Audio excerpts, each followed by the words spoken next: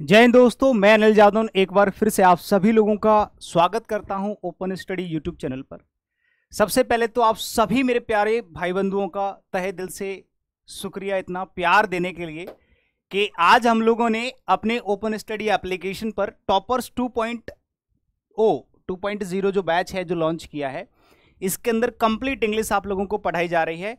इसके अंदर मात्र 11 घंटे में, यानी कि 8 से 10 घंटे के अंदर रिकॉर्ड तोड़ एडमिशंस हुए हैं। यानी कि इतने सारे एडमिशंस हुए हैं, उसका एक रीजन है। ये कंप्लीट वीडियो मैंने अभी आप लोगों के जो है सुबह 11 बजे अनाउंसमेंट किया था कि ये यूट्यूब का सबसे वायरल बैच है, और क्यों ना हो, ये सबसे यूनिक बैच है।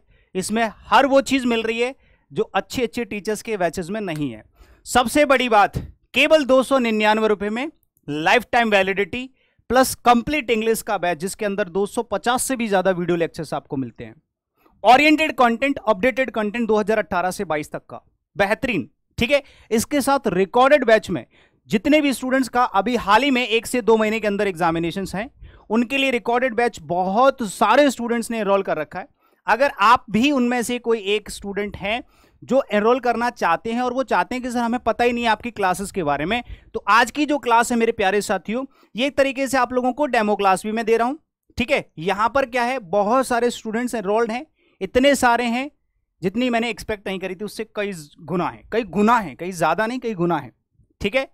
और पूरे इंडिया की डिफरेंट स्टेट्स से हैं, आसाम से, बंगाल से, बिहार से, सब जगह से स्टूडेंट्स आए हैं, ठीक है। सबका एनरोलमेंट यहां पर हो चुका है। लाइफ टाइम वैलिडिटी कब से स्टार्ट हो रहा है? 1 सितंबर से। इसमें लाइव प्लस वीओडी लेक्चर्स हैं, कुछ वीओडी होंगे लगभग 10%, बाकी ज्यादातर जो आपका बैच होगा ये वाला लाइव होगा।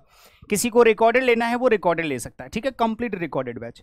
अभी आज की इस क्लास में हम लोग डेमो क्लास भी लेते हैं। अगर किसी को भी लेवल चेक करना है, किसी को ये देखना है कि सर क्लास कैसे लेते हैं एप्लीकेशन पर, वो मैं अभी आप लोगों के सामने क्लास लेने वाला हूं। टॉपिक क्या रहेगा मैं आप लोगों के सामने रख देता हूं।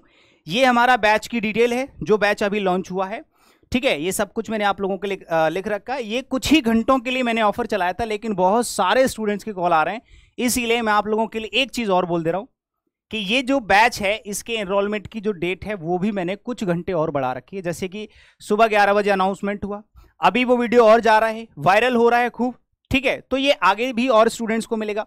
हो सकता है कल सुबह कुछ स्टूडेंट तक ये वीडियो पहुंचे, अगर उनको 299 का नहीं मिला तो कल आके मेरे से कहेंगे, ठीक है। तो इसकी जो वैलिडिटी है, यानी कि जो एनरोलमेंट की जो डेट है वो भी मैं बढ़ा दे रहा हूं। कम से कम आपके पास 24 घंटे और मिल जाएंगे। कल रात 12 बजे तक आराम से एनरोल कर सकते हैं, मतलब 1 सितंबर रात 12 बजे तक आप फाइनली एनरोल कर सकते हैं। इसके अलावा आपको टाइम नहीं मिलेगा 299 में। इसका जो एक्चुअल प्राइस होता है वो 599 होता है हमारे एक बैच का, ठीक है। और ये डिजर्व तो कम से कम 1500 रुपए 2000 रुपए करता है। इसमें जो कंटेंट आपको मिलेगा कम से कम 2000 रुपए का कंटेंट होगा, ठीक है। वो आपको मात्र 299 रुपए में मिल जाएगा, ठीक है। चलिए, तो आज की क्लास का डेमो शुरू करते हैं। आज की क्लास का जो डेमो क्लास का टॉपिक है वो है सब्जेक्ट वर्ब एग्रीमेंट पार्ट 1, यानी कि सब्जेक्ट वर्ब एग्रीमेंट की पहली क्लास। किस तरह से हम चैप्टर की शुरुआत करेंगे, क्या क्या सीखेंगे, चलिए जानते हैं, ठीक है। सभी लोग वीडियो को एक बार लाइक कर दो जिससे आपकी प्रेजेंट लग जाए, और अपने दोस्तों को भी शेयर कर देना। डेमो क्लास है भाई, सभी को शेयर करना, और चैनल को जितने भी लोग अभी जुड़ चुके हैं वो सब्सक्राइब कर लें, जिससे हर रोज आपको कुछ ना कुछ अपडेट मिलता रहे, ठीक है। जय हिंद, ठीक है। तो चलो आज की क्लास हम लोग शुरू करते हैं बिना टाइम वेस्ट किए। सबसे पहले तो मैं आप लोगों को टॉपिक का इंट्रोडक्शन करा देता हूं कि असल में ये जो टॉपिक है सब्जेक्ट वर्ब एग्रीमेंट, इसके क्वेश्चंस कैसे बनते हैं, क्या इसका बेस होता है, कौन से टॉपिक से ये रिलेटेड होता है, और किस तरह से आपको पढ़ना है। हम हमेशा ही जब किसी टॉपिक की शुरुआत करते हैं तो मैंने आप लोगों को हर क्लास में ही बताया होगा, हर क्लास में बताता हूं कि जब भी मैं किसी टॉपिक की शुरुआत करता हूं तो मैं ना सिर्फ जीरो से बल्कि उसके माइनस से लेकर के चलता हूं। हालांकि मुझे अगर जीरो से ही शुरुआत करनी है तो मैं सीधे सीधे टॉपिक के बारे में बताते हुए आगे बढ़ जाऊंगा, लेकिन आपको यह नहीं पता चलेगा कि असल में ये जो टॉपिक है वो कौन से टॉपिक से रिलेट करता है, ये भी आपको पता होना चाहिए। तो बहुत सारी बातें हैं, शुरू करते हैं आज की क्लास। सभी को गुड आफ्टरनून मेरे भाई, सभी को गुड आफ्टरनून, नमस्कार, जय हिंद, सभी को गुड आफ्टरनून। शुरू करें, इजाजत है तो आप लोगों की चलो, तो आज की क्लास का जो टॉपिक है वो है हमारा सब्जेक्ट वर्ब एग्रीमेंट, जिसको दूसरे नाम से भी आप बुला सकते हैं, जिसका नाम है सिंटेक्स। मतलब आप चाहो सिंटेक्स कह सकते हो इस टॉपिक को, आप चाहो सब्जेक्ट वर्ब एग्रीमेंट। ये जो सिंटेक्स टॉपिक का नाम होता है ये ग्रामेटिकल नेम होता है, और जो सब्जेक्ट वर्ब एग्रीमेंट होता है ये बिहेवियरली यूज्ड नाम होता है, जो हम लोग बिहेवियरली यूज करते हैं, ठीक है। लेकिन होते दोनों एक ही टॉपिक के नाम है, दोनों के अंदर सेम काम होता है, सेम कॉन्सेप्ट्स होते हैं, सेम चीजें होती हैं, वो दोनों एक ही टॉपिक के नाम है, ठीक है। तो अगर कहीं पर आपको सिंटेक्स लिखा हुआ दिखे तो समझ जाना कि सब्जेक्ट वर्ब एग्रीमेंट की बात हो रही है, और अगर सब्जेक्ट वर्ब एग्रीमेंट लिखा हुआ है तो समझ जाना सिंटेक्स की बात हो रही है। क्लियर है? क्या होता है इस टॉपिक के अंदर, कहां से निकल के आता है, मैं बताता हूं। आप लोगों ने बहुत अच्छे से सुना होगा एक टॉपिक जो पूरे इंग्लिश ग्रामर में सबसे बड़ा और सबसे इंपॉर्टेंट टॉपिक होता है। क्या होता है मेरे भाई? वर्ब। एक टॉपिक होता है वर्ब, और वर्ब के कई सारे फंक्शंस होते हैं। मैं आपको पहले एक वर्ब का ट्री ऑलरेडी बना के, मतलब कई बार मैंने दिखाया है, वर्ब का एक कंप्लीट टॉपिक ट्री बना के मैंने समझाया कि एक वर्ब के अंदर कितने सारे टॉपिक्स होते हैं। ऐसे ही उसी टॉपिक ट्री के अकॉर्डिंग और उसी टॉपिक ट्री से आप समझ सकते हैं कि ये जो वर्ब टॉपिक होता है ये सबसे बड़ा टॉपिक होता है, सबसे इंपॉर्टेंट टॉपिक होता है, उसी का एक हिस्सा होता है, उसी का एक पार्ट होता है, उसी का एक चैप्टर होता है सब्जेक्ट वर्ब एग्रीमेंट। जैसे मैंने कहा कि भाई वर्ब के दो पार्ट होते हैं। कौन कौन से पार्ट होते हैं भाई? एक पार्ट होता है आपका फाइनाइट वर्ब का। आप लोगों ने पहली क्लास में देखा होगा, वीडियो की पहली क्लास में, वहां पर मैंने आपको सिखाया था कि फाइनाइट वर्ब होती है। एक मैंने सिखाया था कि भैया नॉन फाइनाइट वर्ब होती हैं। सर ये फाइनाइट वर्ब क्या होती है, नॉन फाइनाइट वर्ब क्या होती है? पहले मैं आप लोगों को माइनस क्लियर करा दूं, पहले आपकी चीजें जो जड़ में हैं, दबी हुई हैं, उनको क्लियर करा दूं। उसके बाद मैं आप लोगों को क्या चीज क्लियर कराऊंगा? जीरो से लेकर के अच्छे लेवल तक, ठीक है। मैंने आपको वादा किया हमेशा से ही कि मैं बिल्कुल बेसिक से अच्छे लेवल तक की चीजें कराऊंगा, तो भाई तसल्ली तो रखनी पड़ेगी, ठीक है। पहली क्लास है तो पहली क्लास में तो मैं बहुत ज्यादा डीप जाता हूं, जिससे आप लोगों को किसी तरह की कोई प्रॉब्लम ही ना आए आगे, ठीक है। चलिए, तो मैंने कहा कि सर ये जो फाइनाइट वर्ब है इसके अंदर कौन कौन सी चीजें हमें पढ़नी होती हैं, तो इसके अंदर आपके दो टॉपिक आते हैं। एक टॉपिक होगा आपका टेंस और दूसरा टॉपिक होता है आपका सिंटैक्स, ठीक है। और नॉन फाइनाइट के अंदर हमारी तीन चीजें ऑलरेडी होती हैं, वो आपको पता ही है। जेरेंड होता है, मैंने ये पूरा ट्री नहीं बनाया, ठीक है। जेरेंड हो गया, पार्टिसिपल हो गया, और आपका हो गया क्या? इन्फिनिटिव। ये बहुत अच्छे लेवल के कॉन्सेप्ट्स होते हैं। आप यूं कह सकते हैं कि ये एडवांस वर्ब का पार्ट होते हैं। कौन सी वर्ब का? एडवांस वर्ब का पार्ट होते हैं। ये आपकी एडवांस वर्ब में आती हैं, ये आपकी बेसिक वर्ब्स में आते हैं, ठीक है। तो चलिए, अब आप लोगों को इतना तो पता चल गया कि फाइनाइट वर्ब जो होती हैं उसके अंदर दो टॉपिक होते हैं, एक टेंस और एक सिंटैक्स। तो हम कौन सा पढ़ने वाले हैं मेरे भाई? सिंटैक्स पढ़ने वाले हैं। तो कहीं ना कहीं ये सिंटैक्स टॉपिक है, यानी कि आप इसको सब्जेक्ट वर्ब एग्रीमेंट भी बोल सकते हो, ठीक है। और ये जो सिंटैक्स टॉपिक है वो फाइनाइट वर्ब का ही पार्ट है, और एक तरीके से आप कह सकते हैं कि सिंटैक्स जो होता है वो वर्ब का ही पार्ट है, यानी कि वर्ब का ही एक हिस्सा है। इतना समझ में आ गया आप लोगों को भाई? अगर इतना आपको समझ में आ गया है तो कहानी अब यहां से आगे बढ़ेगी आपकी टॉपिक से रिलेटेड, मतलब जो भी टॉपिक आप पढ़ने वाले हो इसके अंदर जो कुछ भी कहानी है वो इसके बाद अब स्टार्ट होने वाली है। तो क्या आप सभी लोग तैयार हैं? बताओ, क्या आप सभी लोग तैयार हैं? अगर हाँ तो बोल दो यस सर, और अगर ना तो बोल दो नो सर। अगर तैयार नहीं है तो नो सर बोल दो, तैयार हैं तो यस सर बोल दो, जिससे मैं आगे बढ़ूं। फटाफट से कमेंट लिख दो कि हाँ सर तैयार हैं। बहुत बढ़िया भाई, सभी को नमस्कार। इतना प्यार देने के लिए बहुत बहुत ज्यादा शुक्रिया। चलो कहानी शुरू करते हैं यहां से। मैंने कहा सर सब्जेक्ट वर्ब एग्रीमेंट जो टॉपिक है इसके नाम का मतलब मुझे बता देंगे? बिल्कुल बताएंगे मेरे भाई। सबसे पहले मैं आपको बताऊंगा कि सेंटेंस क्या होता है। एक सेंटेंस क्या होता है, सबसे पहले सेंटेंस के बारे में बात कर लेते हैं भाई। सेंटेंस के अंदर जनरली सबसे पहले आपको एक सब्जेक्ट नजर आएगा, उसके बाद आपको एक वर्ब नजर आएगी, उसके बाद आपको एक ऑब्जेक्ट नजर आएगा। ये एक बेसिक फॉर्म ऑफ सेंटेंस होती है, आप यूं कह सकते हैं एक रूट फॉर्म ऑफ सेंटेंस हो सकती है। ये आपका एक बेसिक स्ट्रक्चर होता है किसी भी सेंटेंस का। क्या होता है मेरे प्यारे साथियों? एक बेसिक स्ट्रक्चर होता है किसी भी सेंटेंस का, जिसके अंदर एक सब्जेक्ट है, वर्ब है और ऑब्जेक्ट है। अब मैंने कहा कि मुझे इस सेंटेंस के अंदर एक वर्ब यूज करनी है, क्योंकि बिना वर्ब के कोई सेंटेंस नहीं बनता है, इतनी बात समझ लेना। अगर सेंटेंस के अंदर वर्ब नहीं है मतलब वो सेंटेंस नहीं है, फिर वो फ्रेज कहलाता है। बिना वर्ब के आप एक सेंटेंस नहीं बना सकते। अगर आपसे कोई पूछता है कि बताओ भाई सेंटेंस की डेफिनेशन क्या होती है, तो आप बोलने लगते हो a group of words which makes a complete sense is called sentence. Nothing, ये नहीं होता यार, क्योंकि ग्रुप ऑफ वर्ड्स तो फ्रेज में भी होता है, हाँ, but which makes a complete sense, ये जो आपने लाइन ऐड करी है ये सबसे ज्यादा जरूरी होती है। बिना सेंस के कितने भी वर्ड्स हों उसको आप सेंटेंस नहीं कहोगे, और बिना सेंस के कितने भी वर्ड्स को हम फ्रेज कहते हैं। और जब सेंटेंस के अंदर वर्ब नहीं होती है तो फिर उसमें कोई सेंस नहीं होता है। तो याद रखना, सेंटेंस के अंदर वर्ब का होना कंपलसरी है, तभी वो सेंटेंस कहलाता है। अब मैंने कहा कि मान लो मुझे सेंटेंस के अंदर अगर वर्ब यूज करनी होगी तो क्या करूंगा, सबसे पहले इस वर्ब का जो अधिकारी है वो है सब्जेक्ट। आपको वर्ब यूज करने के लिए अपने सब्जेक्ट के पास जाना पड़ेगा। सेंटेंस में सब्जेक्ट के अकॉर्डिंग ही वर्ब यूज की जाती है। अगर आपका सब्जेक्ट सिंगुलर है तो आपको वर्ब भी सिंगुलर यूज करनी होगी, अगर सब्जेक्ट प्लूरल है तो वर्ब भी प्लूरल यूज करनी पड़ेगी। कहने का मतलब सेंटेंस के अंदर जैसा आपको मिलेगा सब्जेक्ट, जैसा आपको मिलेगा सब्जेक्ट, वैसी ही आपको यूज करनी पड़ेगी क्या, वर्ब। ये होता है आपका एक छोटा सा बहुत ही बेसिक तरीका, ठीक है। मतलब सेंटेंस के अंदर मैंने मान लो एक सेंटेंस लिख दिया, मैंने एक सेंटेंस लिख दिया he are coming, he are coming. अब आप कहोगे कि सर यहां पर ये जो आर है वो तो मुझे पता ही नहीं है कि क्या होता है।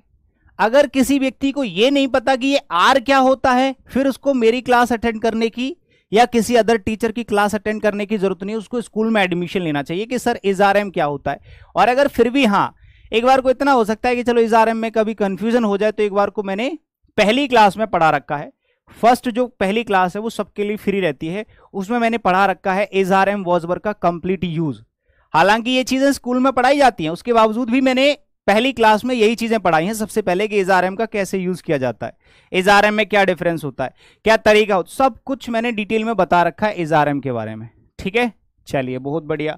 अब आप कहोगे कि सर यहां पर ही के अकॉर्डिंग आर सही है, तब तो आपको एडमिशन लेने की जरूरत नहीं है, तब तो मेरे यहां पढ़ने की जरूरत नहीं है। लेकिन जिसको भी पता होगा कि सर यहां पर ही के अकॉर्डिंग इज आएगा तो एकदम परफेक्ट है, क्योंकि आपको पता है कि जो इज है वो सिंगुलर वर्ब है, ठीक है, और जो आर है वो क्या है, प्लूरल वर्ब है। आर क्या है, ये आपकी प्लूरल वर्ब है। ये चीज अगर आपको नहीं पता है तो पहली क्लास देख लेना, वहां पर मैंने सब कुछ बताया कौन सी वर्ब सिंगुलर है कौन सी वर्ब प्लूरल होती है। और ही जो है वो सब्जेक्ट है, कैसा है सब्जेक्ट भाई, ये सिंगुलर सब्जेक्ट है, और जैसा सब्जेक्ट है वैसी वर्ब लगा दी, इसीलिए आपने ही के साथ इज लगाया है, आर नहीं लगाया। अब ऐसे क्वेश्चन आपके एग्जाम में नहीं पूछे जाते हैं। आप कह रहे हो कि सर क्या ऐसे एग्जाम में क्वेश्चन पूछे जाएंगे, नहीं भाई, ये एग्जाम के क्वेश्चन नहीं है, ये मैं आपको टॉपिक का सार बता रहा हूं, उसकी थीम बता रहा हूं, उसकी बैकग्राउंड की कहानी बता रहा हूं कि असल में इस टॉपिक की हिस्ट्री क्या है, इस टॉपिक के अंदर आगे पढ़ने वाले क्या हो। एक समय ऐसा आएगा, एक सिचुएशन ऐसी भी आएगी इसी टॉपिक के अंदर जहां पर ही के साथ आर लग रहा होगा, एक सिचुएशन ऐसी भी आएगी जहां पर ही के साथ आर लग रहा होगा। तो वो सिचुएशन कब आएगी, जब पूरा चैप्टर पढ़ोगे। इस चैप्टर के अंदर कम से कम 10 क्लास होंगी, 10 नहीं तो कम से कम 7 से 8 क्लास होंगी। 8 क्लासेस में ये कंप्लीट चैप्टर आपका फिनिश होगा, और 8 क्लासेस में आप जान सकते हैं कि कितनी सारी कहानी निकल के आएगी, कितनी सारी कहानी निकल के आएगी 7 से 8 क्लासेस में। उसके बाद प्रैक्टिस चलेगी। तो कहने का मतलब इसमें बहुत कुछ है अभी सीखने के लिए। तो अभी तो सिर्फ शुरुआत है मेरे भाई, और शुरुआत भी नहीं है, अभी तो बैकअप बना रहे हैं, अभी तो माइनस में चल रहे हैं, कहानी माइनस की चल रही है, अभी तो पॉजिटिव में भी नहीं आए हैं। और जब जीरो लेवल पे आएंगे फिर वहां से असली कहानी शुरू होगी, ठीक है। तो ये तो माइनस माइनस सिखा रहा हूं, अभी पॉजिटिव तो निकला ही नहीं है। मैंने कहा जैसा सब्जेक्ट वैसी वर्ब, सब्जेक्ट सिंगुलर, अगर आपका सब्जेक्ट कैसा है, सिंगुलर है, तो फिर आपको वर्ब कैसी यूज करनी पड़ेगी मेरे प्यारे, ये भी आपको सिंगुलर फॉर्म में ही यूज करनी पड़ेगी। क्लियर है। और अगर आपका सब्जेक्ट प्लूरल हो जाता है, अगर आपको ये नहीं पता है कि सिंगुलर और प्लूरल क्या होता है, तो मैं अभी थोड़ी देर में बता देता हूं, टेंशन मत लेना, सारी चीजें बताऊंगा। जिसको ये नहीं पता है कि सर सब्जेक्ट क्या है वर्ब क्या है, ये भी बताऊंगा। जिसको कुछ नहीं पता है सब कुछ बताऊंगा। देखो, सिंगुलर का मतलब होता है एक वचन यानी कि सिंगल, और प्लूरल का मतलब होता है बहुवचन मतलब एक से ज्यादा, ठीक है। सब्जेक्ट की जगह पर आप दो चीजें इस्तेमाल कर सकते हैं एक सेंटेंस के अंदर, या तो नाउन या प्रोनाउन, ठीक है। जैसे यहां पर ही है, ये प्रोनाउन है, ठीक है। और ऐसे ही ऑब्जेक्ट की जगह पर नाउन या प्रोनाउन यूज कर सकते हैं। ये तो रही आपकी छोटी सी बात कि असल में इस टॉपिक के नाम का मतलब क्या है, इस टॉपिक के अंदर आपको पढ़ना क्या है, ये सब चीजें आप लोगों को पता चल गई। अब हम यहां से शुरू करेंगे असली कॉन्सेप्चुअल क्लास, यानी कि जो चीजें असल में आपको सीखनी है, जो आपको फायदा देंगी, वो कौन कौन सी चीजें हैं। चलिए शुरू करते हैं मेरे प्यारे साथियों। अगर आप सभी लोग तैयार हैं बढ़िया बढ़िया चीज सीखने के लिए, तो बस तैयार हो जाओ, यहां से हम लोग शुरू करेंगे, ठीक है। और विद एग्जाम्पल्स, ऐसा नहीं है ऐसे ही नहीं, एग्जाम्पल्स के साथ समझाने की कोशिश करूंगा पूरी पूरी, ठीक है। चलो भाई,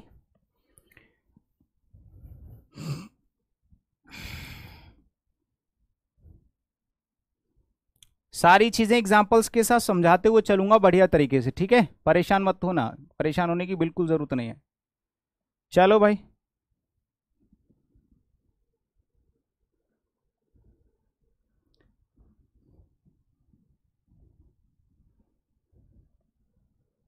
देखो यहां पर मैंने एक सेंटेंस लिखा, सबसे पहला कॉन्सेप्ट, कॉन्सेप्ट नंबर 1 इस टॉपिक का पहला कॉन्सेप्ट, ठीक है।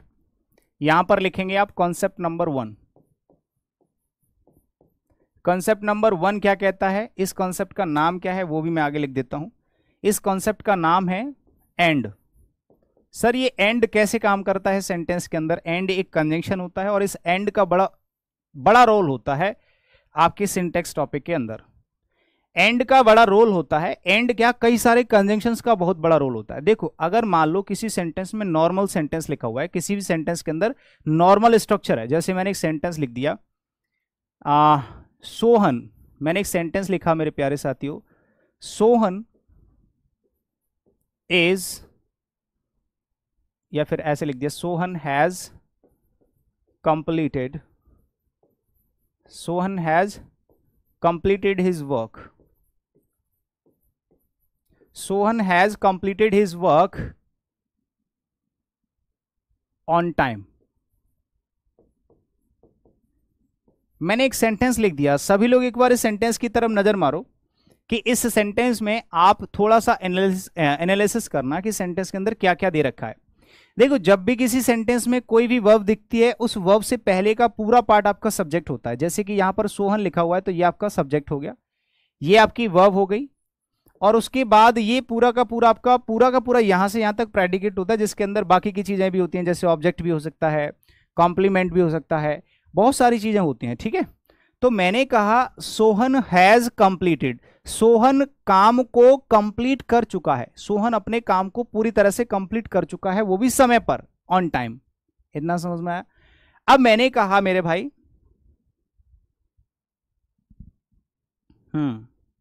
होंगी 20 जुलाई वाला बैच की भी क्लास होंगी, डोंट वरी। देखो जरा, Sohan has completed his work, तो यहां पर आपने कहा कि सर ये जो ऑक्सिलरी वर्ब है वो सोहन के हिसाब से लगी है, सोहन सिंगुलर सब्जेक्ट है इसीलिए यहां पर वर्ब सिंगुलर लगा दी, एकदम ठीक है।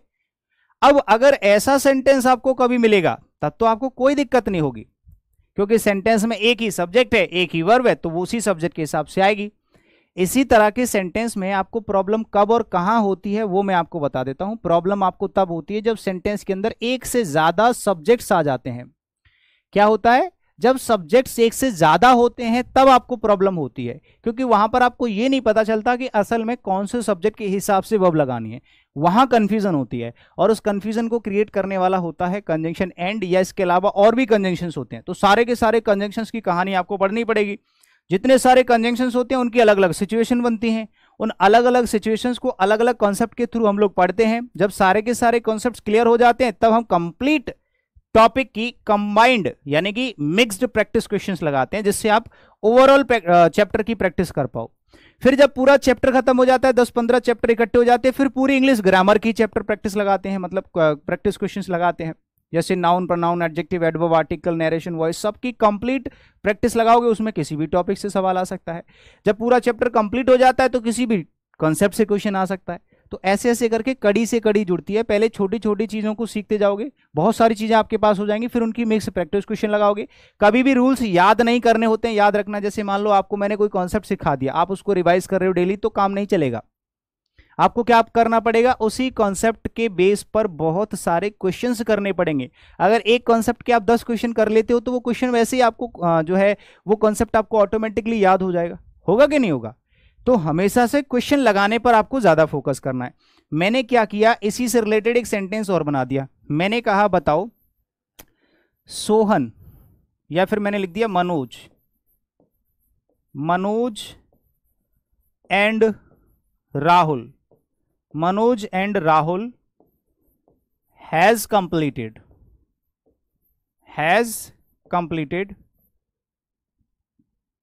The work on time. जरा इस सेंटेंस को आप चेक करके मुझे बता सकते हैं कि इसमें क्या कहानी चल रही है और क्या इसमें प्रॉब्लम है। क्या ये सेंटेंस सही तरीके से मैंने लिखा भी है या नहीं? एक बार चेक कर लो, Manoj and Rahul has completed the work on time. क्या ये सेंटेंस सही है या गलत है? कौन बताएगा? भाई सिंपल सी चीज है, इसमें बहुत ज्यादा कुछ नहीं होगा, लेकिन चीजों को मुझे फर्ज है, मेरा फर्ज है कि भाई मैं आपको बेसिक से चीजों को सिखाते हुए चलूं। इसके अलावा इतने अल्टीमेट लेवल के कॉन्सेप्ट्स आने वाले हैं, अच्छे अच्छे कॉन्सेप्ट्स, जहां पर ही के साथ में वर लग सकता है, हैव लग सकता है, यू के साथ में इज लग सकता है, समझ रहे हो? ऐसा भी हो सकता है, आई के साथ इज भी आ सकता है, आई के बगल में इज भी आ सकता है, समझ रहे हो ना? तो ऐसे कॉन्सेप्ट्स भी अभी आएंगे, बहुत सारी चीजें। अभी तो ये बेसिक चल रहा है, इसके बाद एडवांस पार्ट आएगा। तो मैंने कहा कि यहां पर जो एंड है ये आपका एक कंजंक्शन है, और इसने दो सब्जेक्ट्स को यानी कि दो नाउन को एक साथ जोड़ दिया। यही आपका कॉन्सेप्ट है। कॉन्सेप्ट नंबर जो 1 है वो यही है कि जब किसी सेंटेंस में एंड लगा हो और उससे दो नाउन जुड़े हुए हैं, एक नाउन इधर है, एक नाउन इधर है, तो भाई एंड का मतलब होता है जोड़ना। एंड का मतलब क्या होता है भाई? किन्हीं दो चीजों को जोड़ना। जब आप इसको और इसको जोड़ देते हैं तो एक और एक दो लोग हो जाएंगे। जैसे ही दो लोग होंगे तो ये पूरा का पूरा आपका सब्जेक्ट है मेरे भाई, ये पूरा सब्जेक्ट है, और ये सब्जेक्ट आपका प्लूरल सब्जेक्ट है। कैसे पता चला? क्योंकि दो चीजों को एंड से जोड़ दिया गया, और एंड का मतलब होता है दोनों को एडिशन करना, दोनों को जोड़ना। तो एक और एक दो लोग हो गए, मनोज हो गया और राहुल हो गया, तो दो लोग हो गए, तो यहां पर प्लूरल वर्ब आनी चाहिए, यानी कि हैज नहीं होगा, क्या होगा? हैव। यहां से आपका एक कॉन्सेप्ट निकल के आ गया। क्या निकल के आया? If two subjects are connected with and then the verb should be used in plural form. अगर दो सब्जेक्ट को एंड से जोड़ा जाए या फिर एंड से दो सब्जेक्ट्स को जोड़ा जाए तो वर्ब उसमें प्लूरल लगाते हैं।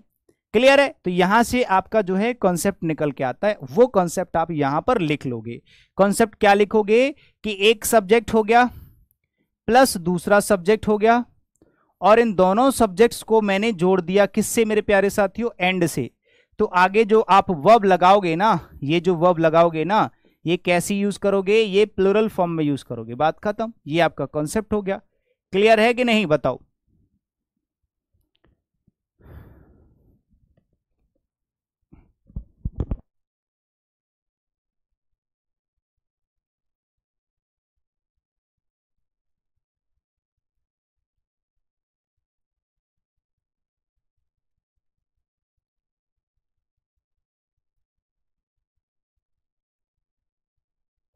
देखो ये आपका कॉन्सेप्ट हो गया, समझ में आ गया आपको। लेकिन अब क्या होता है, एंड से भी कुछ कॉन्सेप्ट्स होते हैं रिलेटेड। थोड़ा सा बस 1 मिनट का टाइम लूंगा, है ना।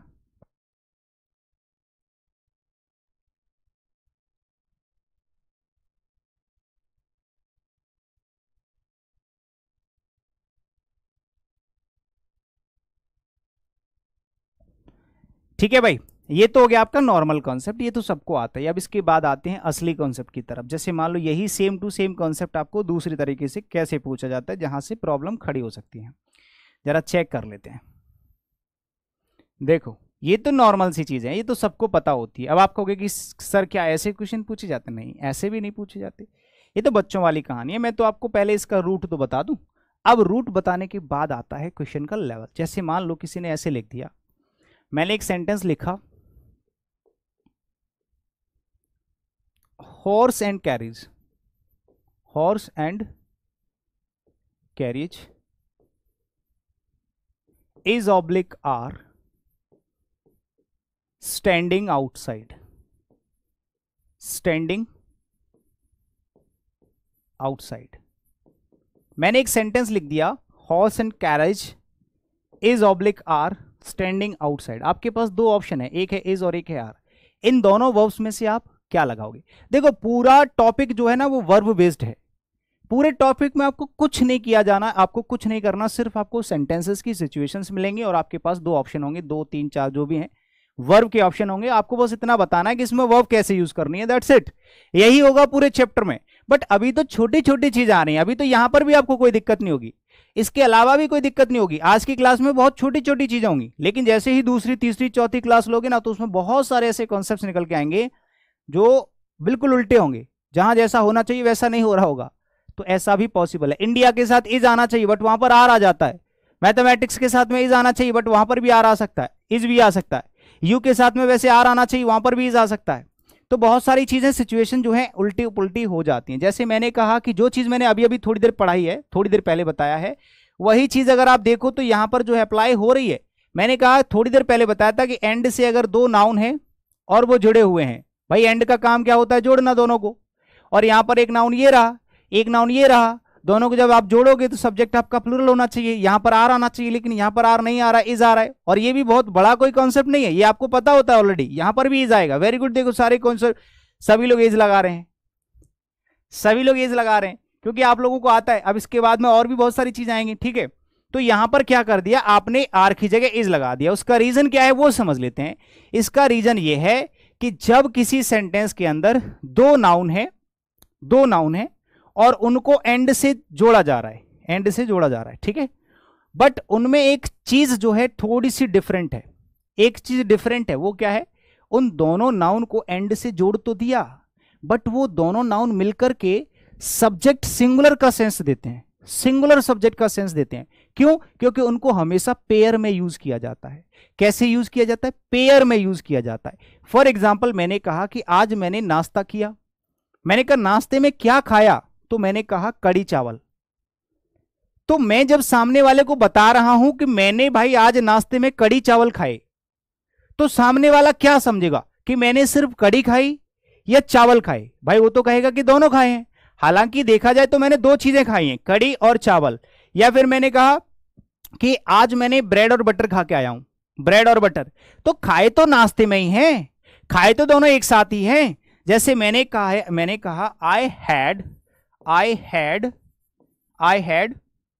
या फिर ऐसे लिख दो ब्रेड एंड बटर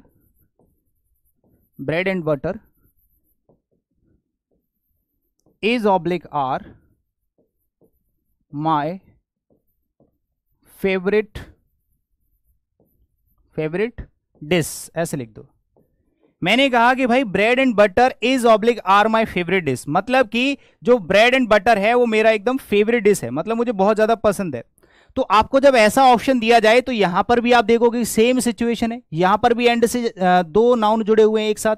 तो अब आप कहोगे कि भैया यहां पर भी एक नाउन है, यहां पर भी एक नाउन है, एंड लगा है तो जोड़ने का काम करता है, यहां पर भी आपके एक सब्जेक्ट बन गया। लेकिन प्रॉब्लम क्या है पता है, यहां पर भी ये दोनों नाउन जो है पेयर में यूज किए जा रहे हैं, ठीक है। ये क्या है, ये पेयर वर्ड्स हैं। ऐसे दो नाउन जब उनको एंड से जोड़ा जाए और वो पेयर में काम करते हैं और एक सिंगुलर सब्जेक्ट का सेंस देते हैं, तो सिचुएशन में आपको सिंगुलर ही वर्ब लगानी है।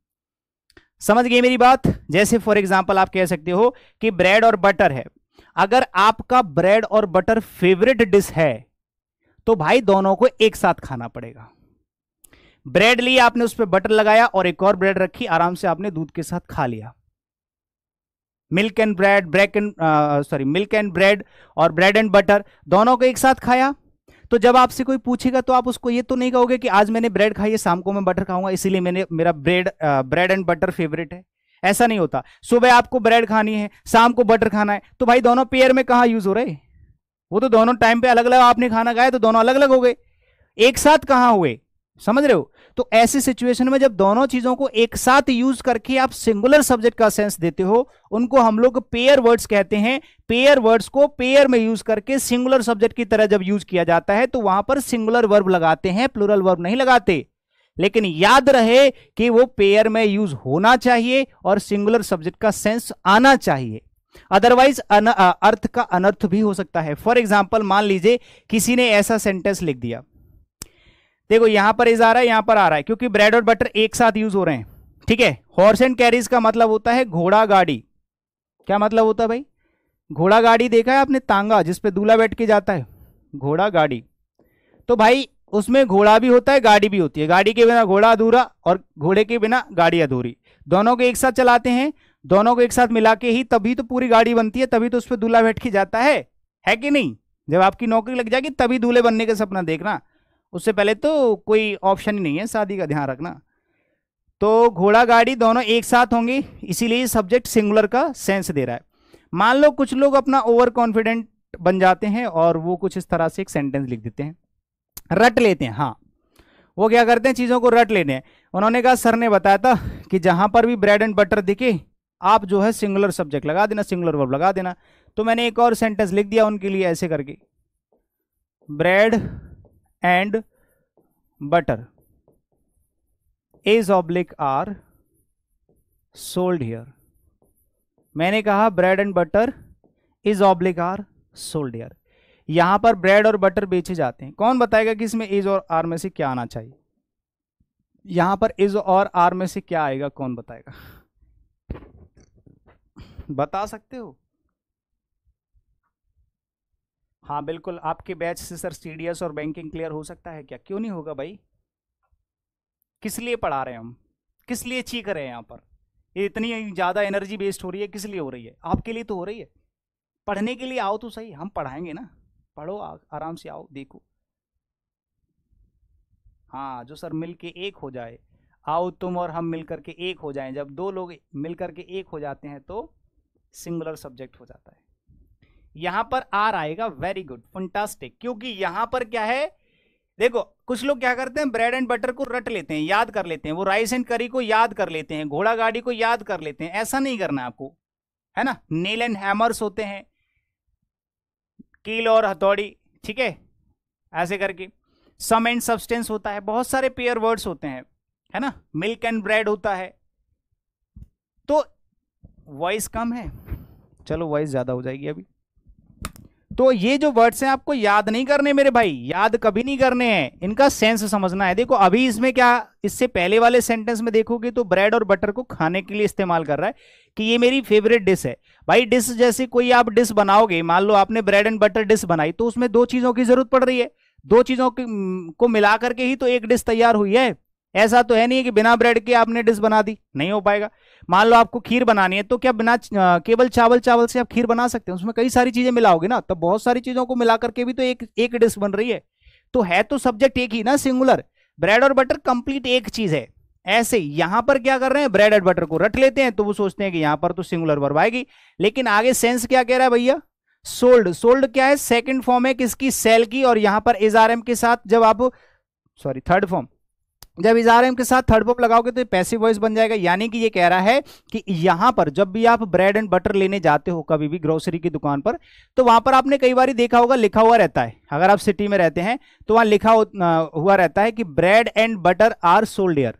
यहां पर ब्रेड एंड बटर बेचे जाते हैं, मतलब यहां पर ब्रेड भी मिलता है, बटर भी मिलता है, पनीर भी मिलता है, और कुछ भी मिलते हैं, अंडे भी मिलते हैं। आपको क्या चाहिए, आपको जो चाहिए वो मिल जाएगा। तो ऐसा तो है नहीं है कि वहां पर आप ब्रेड लेने गए, बटर अपने आप दे दे कि सर ने बोला था इनको पेयर में यूज करना है, ले जाओ। ऐसा तो नहीं होता। आप ब्रेड लेने जाते हो तो आपको ब्रेड मिलती है, बटर लेने जाते हो तो बटर मिलता है। ब्रेड और बटर जबरदस्ती तो देता नहीं है वो। तो भाई बेचने के सेंस में वो दोनों अलग अलग हो सकते हैं। तो यहां पर दोनों नाउन अलग अलग हो गए। ये पहला वाला कॉन्सेप्ट काम करेगा। यहां पर एक नाउन ये रहा, एक नाउन ये रहा, दोनों को जोड़ दिया। अब ये जो सब्जेक्ट है ये प्लूरल हो गया। अब ये सब्जेक्ट जो है वो कैसा हो जाएगा मेरे भाई, प्लूरल हो जाएगा। तो इसे कहते हैं, ये पहला वाला कॉन्सेप्ट हो गया, ये वाला मनोज एंड राहुल। अब दोनों लोगों को जोड़ दिया, ठीक है। तो वही कॉन्सेप्ट है, यहां से जो कॉन्सेप्ट निकल के आएगा, यहां पर आर आएगी, मतलब प्लूरल सब्जेक्ट तो प्लूरल वर्ब। जैसा सब्जेक्ट वैसी वर्ब। वर्ब कैसी आएगी, यहां पर प्लूरल आएगी। इतना समझ में आया आप लोगों को? चलिए, तो इससे पहला वाला कॉन्सेप्ट तो लिख लो, ये कॉन्सेप्ट नंबर सेकंड है इसका, मतलब इसी का एंड का ही दूसरा पार्ट है। यहां पर आप एक चीज लिख सकते हैं, इसके बाद में यहां पर लिख सकते हैं कि पेयर वर्ड्स के साथ में, ठीक है, यहां पर लिख लो नोट करके। क्या लिखोगे पता है, पेयर वर्ड्स के साथ में वर्ब सिंगुलर लगाते हैं।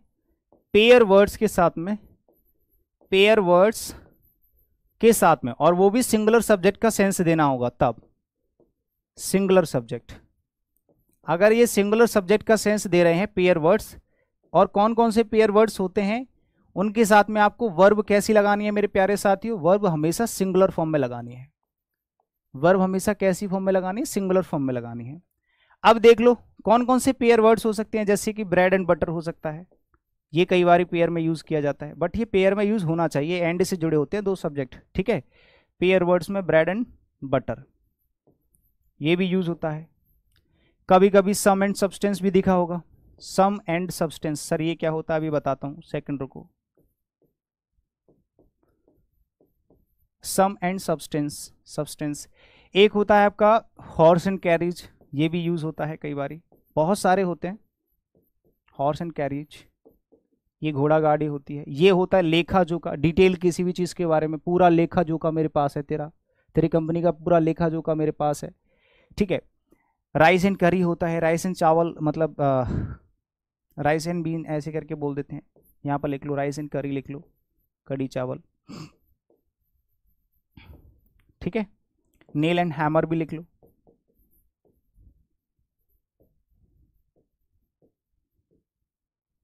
ठीक है। और भी होते हैं, बहुत सारे होते हैं, बहुत सारे ETC लगा लेना। इन सब के बाद में आपको क्या लिखना है भाई, सिंगुलर वर्ब लगानी है। वर्ब हमेशा कैसी लगानी है, सिंगुलर, लेकिन याद रहे कि उनका सेंस एकदम सिंगुलर होना चाहिए पेयर वर्ड्स का, किसी दूसरे सेंस में मत लगा देना वरना गड़बड़ हो जाएगी। सम एंड सब्सटेंस का मतलब होता है लेखा जोखा, हिंदी में बोला जाता है इसको। अगर किसी को हिंदी में समझ में नहीं आ रहा है तो मैं इंग्लिश में समझा देता हूं। The details, details about something, किसी चीज के बारे में जो कंप्लीट डिटेल होती है, ठीक है। Information, complete information. Fish and rice भी हो सकता है क्या, क्यों नहीं हो सकता, खाने का सेंस होना चाहिए उसमें। Fish and rice is my favourite food, सही है, इज एकदम परफेक्ट है। किसी सोप की बात हो रही है, सोप वाला अलग अलग 2 प्रोडक्ट बेच रहा है, हाँ बिल्कुल सही है भाई।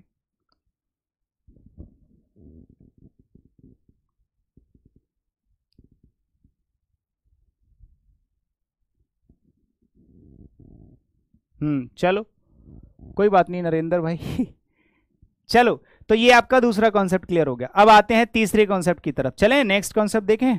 यहां पर एक और बड़ा प्यारा सा कॉन्सेप्ट यहां से निकल के आएगा, एंड का ही। अभी एंड वाला कॉन्सेप्ट खत्म नहीं हुआ, ये चल रहा है मेरे भाई। अभी ये एंड वाला पार्ट जो है अभी चल रहा है, ये खत्म नहीं हुआ। पहला कॉन्सेप्ट अभी खत्म नहीं हुआ, इसी के बहुत सारी ब्रांचेस हैं, इसी के बहुत सारे कॉन्सेप्ट्स हैं, जरा ध्यान से सुनना। यहाँ पर पहला कॉन्सेप्ट अभी फिनिश नहीं हुआ, एक पहला ही कॉन्सेप्ट चल रहा है। अभी तो ऐसे ऐसे कम से कम 20 कॉन्सेप्ट 30 कॉन्सेप्ट हो सकते हैं इस टॉपिक के अंदर, ऐसे ऐसे 30 से भी ज्यादा कॉन्सेप्ट, 20-30 कॉन्सेप्ट होंगे कम से कम।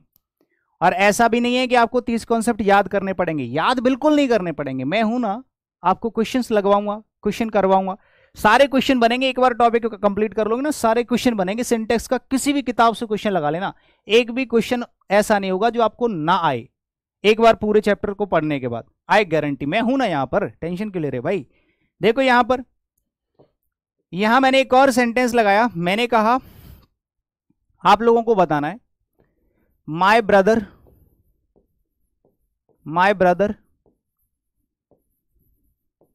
एंड माय टीचर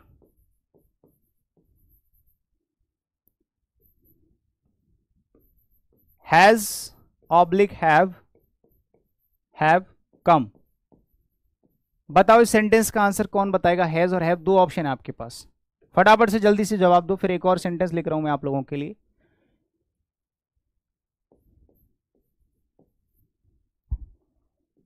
बताओ फटाफट से। The manager and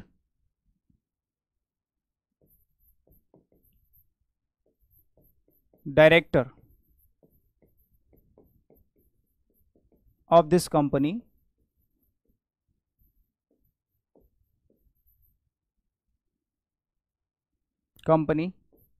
is oblique are very smart। यहां पर भी आपके पास 2 ऑप्शन है, ये भी एंड वाला ही क्वेश्चन है, दोनों एंड वाले कॉन्सेप्ट से बने हुए सेंटेंसेस हैं। बस check out the sentences and find out the a grammatical error in both the sentences if you can respond me now.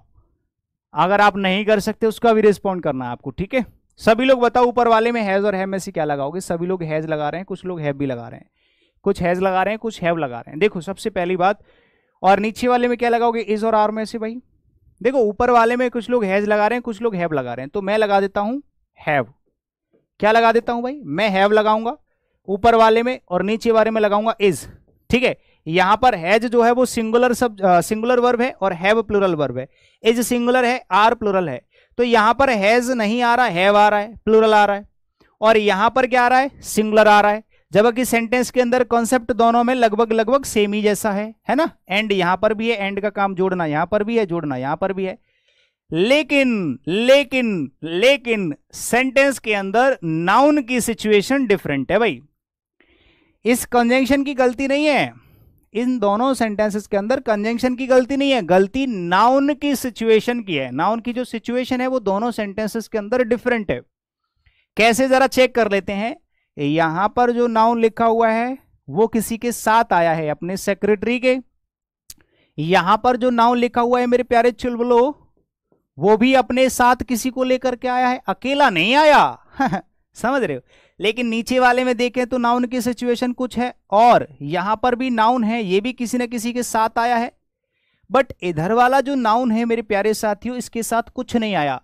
यही आइडेंटिफिकेशन आपके क्वेश्चन का आंसर बनेगा। एंड की कोई गलती नहीं है, एंड से कोई रिलेशन है ही नहीं है, इसमें जो सिचुएशन बन रही है वो नाउन की है। तो यही चीजें तो आपको पहचाननी है, यही चीजें तो आपको पढ़नी है, यही तो जड़ है जो आपको सीखनी है। तो कैसे समझ में आएगा, जरा चेक कर लेते हैं मेरे प्यारे साथियों। मैंने कहा कि जब किसी सेंटेंस के अंदर दो नाउन है, एंड से जोड़ा गया है, और दोनों से पहले अलग अलग डिटरमिनर लगे हुए हैं। इस वाले नाउन से पहले एक डिटरमिनर लगा हुआ है माई, इस वाले नाउन से पहले एक डिटरमिनर लगा हुआ है माई, ठीक है। तब तो यहां पर एक नाउन ये हो जाएगा और एक नाउन ये हो जाएगा, टोटल हो जाएंगे दो। यानी कि मेरा भाई और मेरा टीचर, मेरा भाई अलग है और मेरे जो टीचर हैं वो अलग हैं।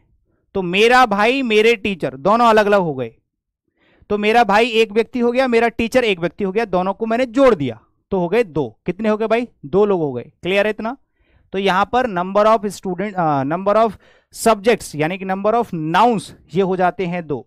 तो जैसे ही दो होते हैं तो भैया दो तो प्लूरल होते हैं। दो कैसे होते हैं? प्लूरल होते हैं। तो यहां पर हमने वर्ब लगा दी प्लूरल।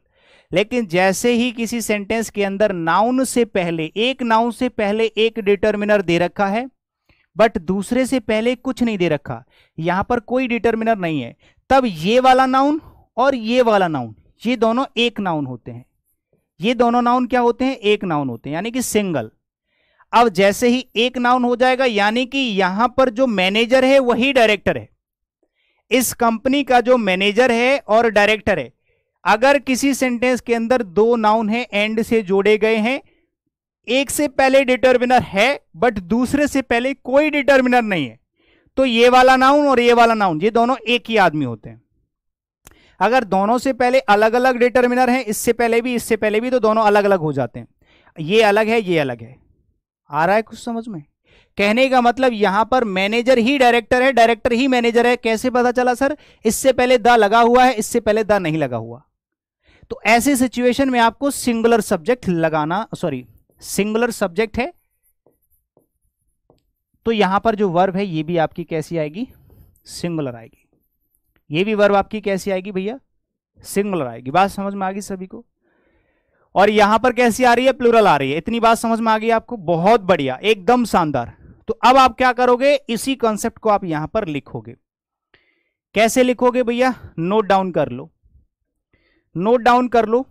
कैसे करोगे? जरा कॉन्सेप्ट लिख लो। कॉन्सेप्ट नंबर सी है इसका। यहां पर आपको एक चीज लिखनी पड़ेगी। क्या? मान लो किसी सेंटेंस के अंदर एंड है और एंड से आपने एक नाउन यहां पर लिखा और एक नाउन आपने यहां पर लिखा।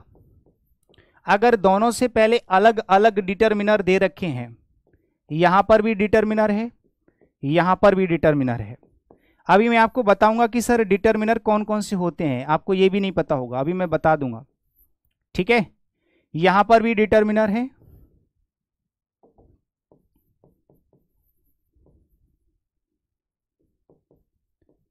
तब तो ये हो जाते हैं सब्जेक्ट कैसे? प्लूरल। तब तो ये हो जाते हैं भैया प्लूरल। और फिर इनके साथ में जो वर्ब आती है ये भी कैसी आती है? प्लूरल।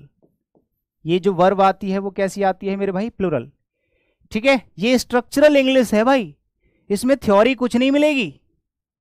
हाँ, उसमें 1.5 स्पीड अप कर सकते हैं, 2.2 की भी कर सकते हैं, 4 की भी कर सकते हैं। रामू पूछ रहे हैं सर वीओडी में क्या XX की स्पीड है? उसमें 4x की है, 4x पे भी देख सकते हैं। ठीक है? सबसे डिफरेंट चीजें मिलेंगी हमारे यहाँ। तो यहाँ पर आपने देखा कि एंड से दो नाउन जुड़े हैं बट दोनों से पहले आपका यहाँ पर भी एक डिटरमिनर दे रखा है, यहाँ पर भी, तब तो ये हो जाता है प्लूरल। और उसी के हिसाब से वर्ब भी कैसी आती है? प्लूरल आती है। इतना समझ में आ गया? और दूसरा कॉन्सेप्ट तैयार हो जाएगा यहाँ कि मान लो एंड के साथ दो नाउन जुड़े हुए हैं, यहाँ पर एक और नाउन लगा हुआ है, एक नाउन यहां पर लगा हुआ है, बट इसमें क्या है? आपने एक चीज देखी कि यहां पर कुछ भी नहीं दे रखा, इसके अंदर तो यहां पर कोई डिटर्मिनर नहीं है, नो डिटर्मिनर, ठीक है, नो डिटर्मिनर, यहां पर कोई डिटर्मिनर नहीं है, बट यहां पर एक से पहले डिटर्मिनर दे रखा है, एक से पहले डिटर्मिनर दे रखा है। अभी मैं आपको यह भी बताऊंगा कि डिटर्मिनर होते क्या है, बस थोड़ी देर वेट कर लो। यहां पर डिटर्मिनर दे रखा है बट यहां पर नहीं दे रखा, तो ऐसी सिचुएशन में क्या होता है पता है, ये हो जाता है आपका सिंगुलर सब्जेक्ट, ये हो जाता है आपका सिंगुलर सब्जेक्ट, सिंगुलर सब्जेक्ट यानी कि वन पर्सन, ये सिंगुलर सब्जेक्ट हो जाता है, ठीक है, सिंगुलर सब्जेक्ट ऐसे शॉर्ट में लिख लो, और इसके नीचे लिख लेना वन पर्सन, ये सिंगल पर्सन या वन पर्सन लिख लो, ये एक ही आदमी है, यही व्यक्ति ये है, यही व्यक्ति ये है, ठीक है। तो ऐसी सिचुएशन में आपको कैसी वर्ब लगानी होगी भैया, सिंगुलर वर्ब लगानी होगी, बात खत्म।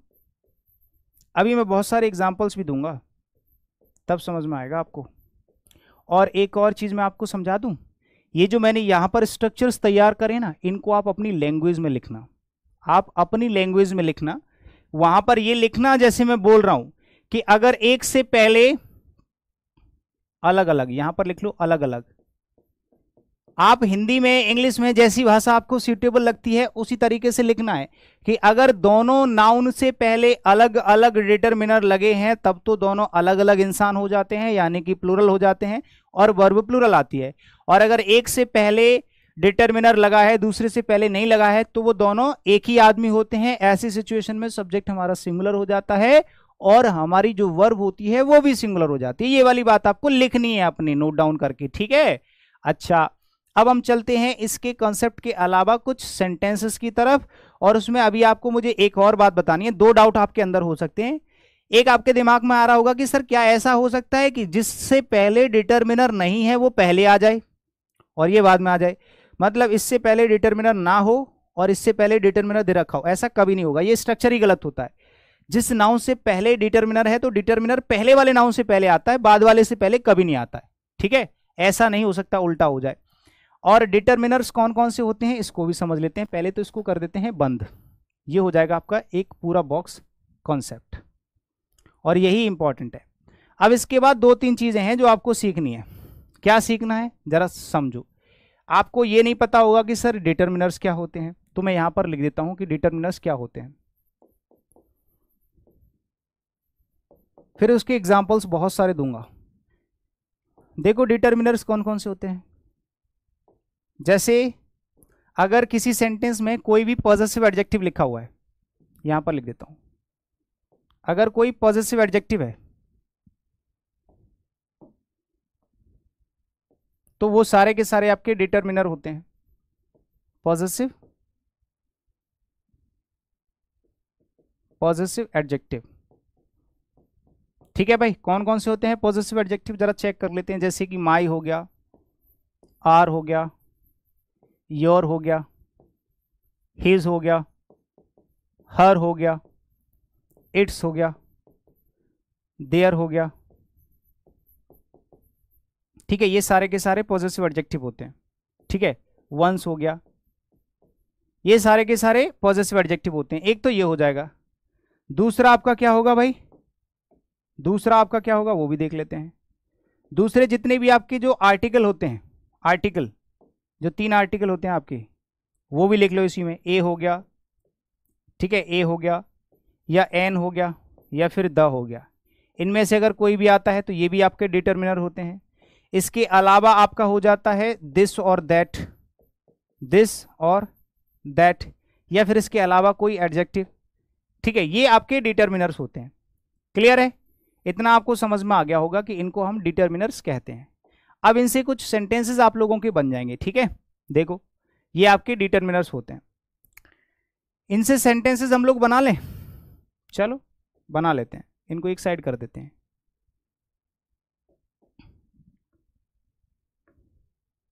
इसको हटाओ सबको। ये आपके डिटर्मिनर्स हो जाएंगे। कौन कौन से होते हैं ये रहे। अब इनके बिहार पर कुछ सेंटेंसेस बनाते हैं। सभी लोग तैयार है ना, ठीक है। इसी कॉन्सेप्ट के लिए सभी लोग तैयार है ना। जैसे मैंने एक सेंटेंस लिखा, my mother, my mother and teacher बताओ, इज ऑब्लिक आर कमिंग, इनमें से हम क्या लगाएंगे? फटाफट से बताओ, इज और आर में से आप क्या लगाओगे? जल्दी बताओ, जल्दी, इतना टाइम नहीं है आपके पास। यहां पर आप क्या लगाओगे? फटाफट फटाफट बताओ, इसमें आप क्या लगाओगे? सभी लोग जवाब दो। पीडीएफ मिलेगा क्या इसका? बिल्कुल मिलेगा, पीडीएफ मिलेगा, क्यों नहीं मिलेगा? सब कुछ मिलेगा, अभी मिल जाएगा तुरंत क्लास के बाद। और क्लास खत्म होने की कुछ देर बाद जो है ये डाउनलोड होती है, मतलब अपलोड होती है, तो आधा घंटे बाद ये आपको दिखाई देगी, ठीक है? इतना तो आपको पता ही होगा। देखो जरा, जीरो से इंग्लिश ही तो पढ़ा रहा हूँ, जीरो से ही तो पढ़ा रहा हूँ, है भाई? बताओ।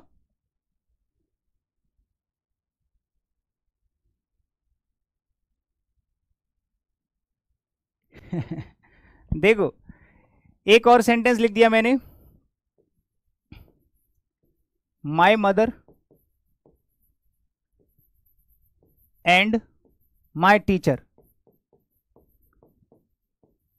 Is oblique are. इज और आर दो ऑप्शन, इनमें से क्या लगाओगे?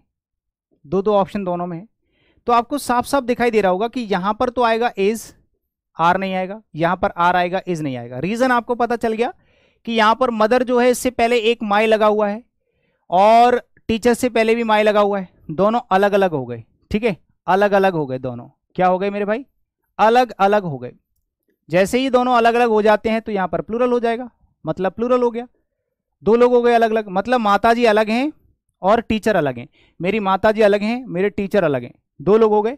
ऊपर वाले में क्या है कि माताजी से पहले तो माई लगा है बट टीचर से पहले कुछ नहीं लगा हुआ, तो यहां पर ये जो माई है वो टीचर के लिए, माताजी के लिए भी है और टीचर के लिए भी है, तो ये दोनों एक ही आदमी है। ये कौन है? ये दोनों एक आदमी है, यानी कि ये सिंगुलर है, आदमी नहीं औरत है। मतलब वही मेरी माताजी है, वही मेरी टीचर है और वो आ रही है, तो दोनों एक ही आदमी हो गए भाई, दोनों एक आदमी हो गए। ये थोड़ी मोटी राइटिंग हो गई, ठीक है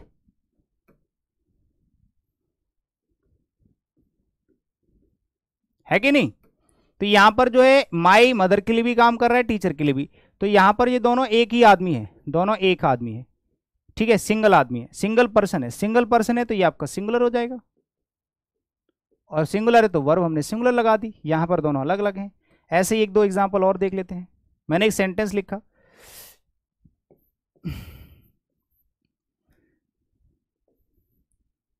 the black and the black and the white,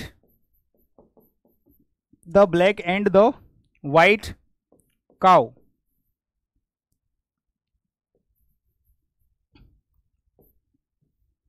was oblique were,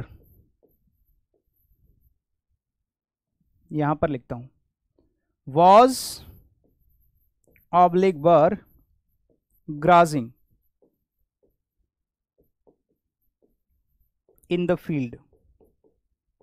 ये एक सेंटेंस है, जरा इसको कौन चेक करेगा?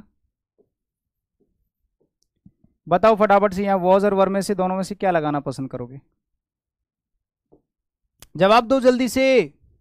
फिर एक और सेंटेंस लिख रहा हूं यहां पर, द ब्लैक एंड वाइट